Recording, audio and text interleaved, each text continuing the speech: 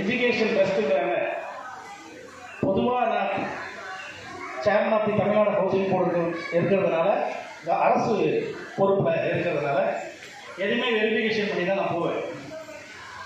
இருந்தாலும் நான் சொல்லிட்டேன், அம்மா எனக்கு ஒரு வேலைகள் இருக்குது, நான் ஹெட் குவார்ட்டர்ஸ் டிஎம்கே செக்ரட்டரியாக இருக்கேன், சிஎம் வந்துட்டாங்கன்னா நான் வர முடியாது, வரலன்னா டெஃபினட்டாக வரேன், 100% வரேன். இன்னைக்கு சிஎம் எப்பவும் வர மாதிரி காலையிலேயே வந்துட்டு போயிட்டாங்க. நான் அப்புறம் மத்தியானம் ஃபோன் பண்ணி சொன்னேன், நான் கண்டிப்பாக வந்துடுறேம்மா அப்படின்னு சொன்னேன். இருந்தாலும் ட்ரஸ்ட் மூலிமா இதை கொடுக்குறாங்கிற ஒரு சின்ன அச்சம்.